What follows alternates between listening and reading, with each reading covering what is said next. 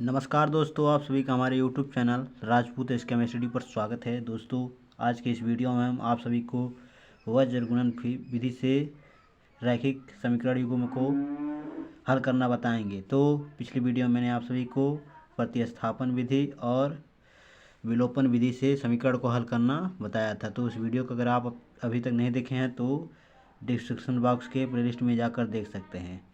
तो video start करने से पहले आप सभी से एक छोटी सी रिक्वेस्ट है कि यदि आप हमारे चैनल पर नए हैं, चैनल को सब्सक्राइब कर लें। चलिए तो हम वीडियो स्टार्ट करते हैं। तो हमारा जो समीकरण दिया है, देखिए एक समीकरण दे दिया है, रैखिक समीकरण युग्म को वज्र गुणन विधि से हल करना है। तो समीकरण जो दिया है x + y = 6, 2x + 3y = 5, ये हमें समीकरण दिया है। अब देखिए, इसको पहले हल करने से पहले हमको एक इसका होता है व्यापक हल। तो सबसे पहले इसको हम व्यापक हल के रूप में लिख लेते हैं। तो देखिए, इसका व्यापक हल होता है a1x + b1y प्लस का c, जो c आपका होता है वह चर पद होता है, बराबर में आपका हो जाएगा 0। उसके बाद हमारा ये पहले समीकरण का हो गया व्यापक हल। अब दूसरे का तो देखिए a2 हो जाएगा यहाँ पर x प्लस b2 का y प्लस ये हो जाएगा c2। अब ये देखिए यहाँ पर हो जाएगा आपका 0। अब इसको देखिए, समीकरण जो हमारा है इस फॉर्म में हमको लाना है, यानी कि इसके बराबर में हमको 0 लाना है। यहाँ पर देखिए, यहाँ पर संख्या दी है 6, 5, तो इसको हमको इस फॉर्म में लाना है, यानी कि 0 में लाना है।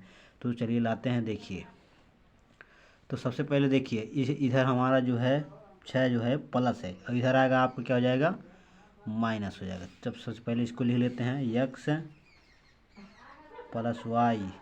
उसके बाद अब जब इसको हम इधर लाएंगे तो इधर प्लस में, इधर आएगा माइनस में, तो माइनस का 6 हो जाएगा। उसके बराबर में यहाँ पर क्या बचेगा, 0 बचेगा। तो इसको मान लेते हैं हम समीकरण 1।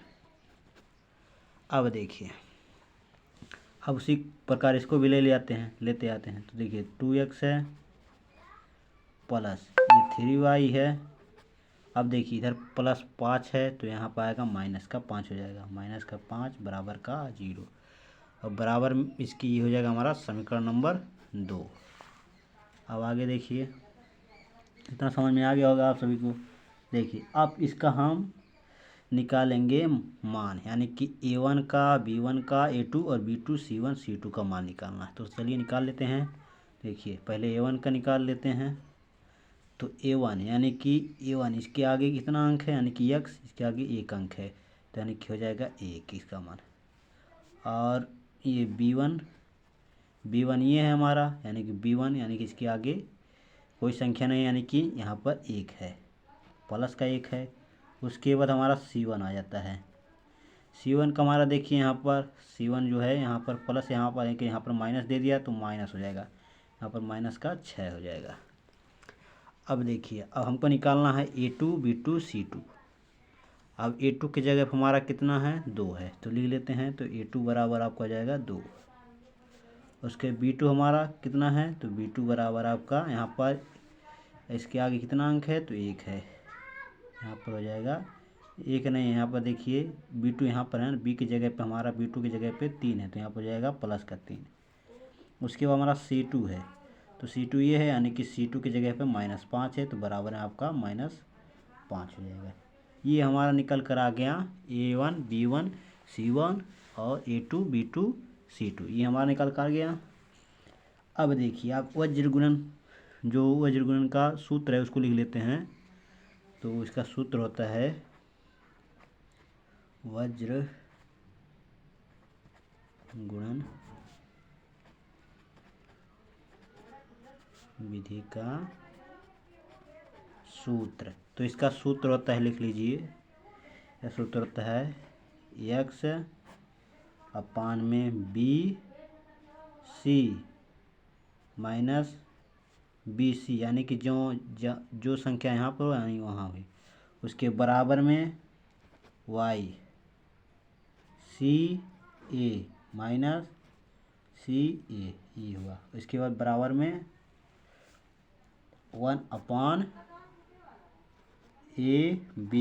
Minus B. इतना समझ में आया। अब देखिए इसका सूत्र हम किस प्रकार हल कर देखिए।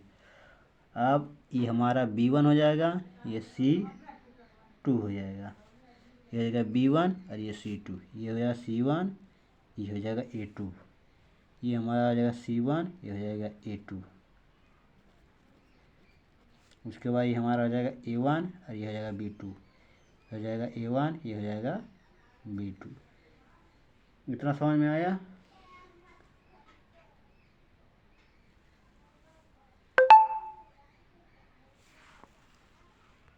सॉरी, इसका सूत्र हो जाएगा यानी B2, यानी कि यहाँ पर 2 होगा, यहाँ पर 1 होगा, यहाँ पर 2, यहाँ पर 1, यहाँ पर आपका 2, यहाँ पर आपका 1, ये हो जाएगा इसका सूत्र। तो ये है हमारा फार्मूला। देखिए x/B1 C2 माइनस का B2 C1 बराबर में आपका y/में C1 A2 माइनस का C2 A1 बराबर है आपका 1/A1 B2 minus A2 B2। ये है हमारा फार्मूला। तो चलिए इसका मान रख देते। तो हमने निकाल कर लाया यहाँ पर। देखिए A1 हमारा है 1, B1 है 1, C1 माइनस का 6। तो चलिए इसको हम रख देते हैं। देखिए x/में आपका हो जाएगा, ये आपका B1 का कितना है आपका, तो जो आपका B1 है वो 1 है, तो यहाँ पर 1 हो जाएगा, उसके बीच में गुने हैं। और C2 हमारा कितना है, तो C2 माइनस का 5 है, तो यहाँ पर आपको लिख देना है माइनस का 5, और बीच में आपका माइनस है तो माइनस लगा दीजिए। उसके बाद B2 हमारा कितना है, B2 हमारा यहाँ पर देखिए 3 है, तो यहाँ पर 3 लिख दीजिए।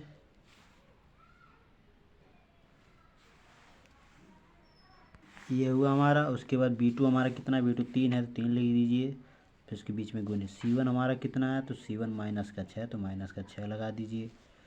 उसके बाद आपका बराबर में आ जाता है y में आपका C1 कितना है, तो C1 आपका -6 है, तो -6 लगा दीजिए, फिर बीच में गुने हैं, गुने का चिन्ह लगा दीजिए। A2 कितना हमारा, A2 है 2, उसके बीच में माइनस है तो माइनस लगा दीजिए। C2 कितना है, तो C2 -5 है, तो -5 बीच में गुना। A1 कितना है हमारा, तो A1 1 है, 1 हो जाएगा। उसके बराबर में आपका आता है 1/। A1 कितना हमारा, तो A1 1 है, फिर बीच में गुना है। B2 कितना है, तो 3 है, फिर माइनस है, फिर A2 कितना है हमारा, A2 हमारा है 2, तो 2 लिख लीजिए, गुने में है आपका B1, तो B1 कितना है 1 है। बस इतना समझ में आया। आप चलिए इसको हल करते हैं। तो देखिए ये हमारा हो जाएगा x/में, ये देखिए माइनस का 5 का हो जाए, 5 से करना 5 और -5 हो जाएगा। अभी देखिए माइनस प्लस प्लस हो जाएगा आपका, तो 6 × 18 हो जाएगा ये। उसके बाद बराबर में आपका y है, y लिख लीजिए, अपान में 6 दूना 12, माइनस का 12 हो जाएगा। उसके बाद ये माइनस माइनस प्लस हो जाएगा, ये हो जाएगा 5, 5 का 5 हो जाएगा, ये हो जाएगा 1 अपान में ये 3 एकम 3 हो जाएगा, ये माइनस का तो माइनस 2 एकम 2 हो जाएगा। इतना समझ में आया आप सभी को। अब देखिए, अब जो हमारा x है, तो x और ये 18 और माइनस का 5, तो ये घटाएंगे तो x/में आ जाएगा 13, और ये बराबर y/में आ जाएगा, ये -12 है, ये +12 है, ये 5 है, तो ये हो जाएगा -7। अब बराबर में इसको घटाएंगे तो 1 बचेगा, ये 1/1 बचेगा, तो यानी कि 1 ही होगा इसका। अब देखिए इसके बराबर में 1 आया। अब देखिए इसको हम क्या करेंगे, इसकी हम तुलना करेंगे। एक बार हम x का तुलना x से कर देंगे और एक बार हम y का तुलना कर देंगे एक के साथ। तो चलिए कर देते हैं। तो x/में 13 बराबर में 1, ये हुआ हमारा।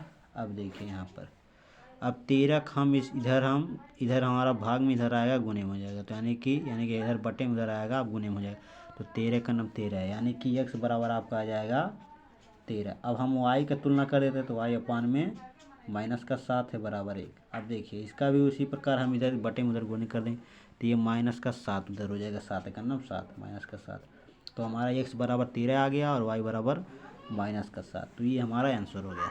तो इस तरह आप वज्र गुणन विधि द्वारा इस प्रश्न को हल कर सकते हैं। तो ये था हमारा वज्र गुणन विधि। तो अगर वीडियो पसंद आए तो लाइक शेयर कमेंट जरूर कीजिएगा, और चैनल पर नया हो चैनल को सब्सक्राइब कर लीजिए, और बेल आइकन को भी दबा लीजिए, और अपने दोस्तों को भी शेयर कीजिए। इसी तरह की वीडियो देखने के लिए हमारे चैनल पर बने रहिए। तो जो मिलते हैं हम आपसे इसी नेक्स्ट वीडियो में नेक्स्ट टॉपिक के साथ। धन्यवाद।